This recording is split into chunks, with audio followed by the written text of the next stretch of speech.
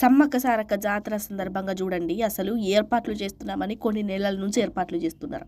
అయినా కానీ మీరు ఫోటోలలో వీడియోలలో పైన చూడండి వరుస గట్టి బస్సులు, బండ్లు, ప్రైవేట్ వాహనాలు అటు వీఐపీల పేరుతో వీఐపీల వాహనాలు పంపించడము, సామాన్య భక్తులకి ఇబ్బంది కలిగించేటట్టు చేయడం మనం చూస్తున్నాం. అటు వీడియోలలో చూడండి పోలీసులు ఎంత కంట్రోల్ చేయడానికి చూసినా కానీ ట్రాఫిక్ కిలోమీటర్లు 50-60 కిలోమీటర్ల మేర ఆగిపోతే ఎక్కడెక్కడికో దూర ప్రాంతాలకు పోవాల్సిన వాళ్ళు ఎట్లా పోతారు? ఆ బస్సులలో ఎట్లా కూర్చుంటారు?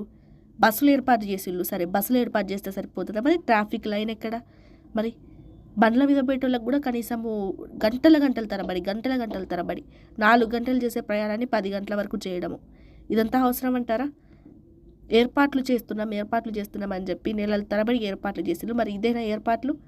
ఇంత భారీ కిలోమీటర్ల మేర క్యూ లైన్ కడితే మరి ఇంటికి పోయే వాళ్ళ పరిస్థితి ఏంది? మళ్ళీ దర్శనానికి పోయే వాళ్ళ పరిస్థితి ఏంది? అసలు మొత్తానికైతే మేడారంలో పరిస్థితి అదుపు తప్పిందనే చెప్పాలి. అది ఎవ్వరి చేతులలో లేదు, పోలీసుల చేతులలో లేదు, అధికారుల చేతులలో లేదు, మంత్రుల చేతులలో లేదు, ప్రభుత్వ చేతులలో కూడా లేదని స్పష్టంగా అర్థమవుతుంది.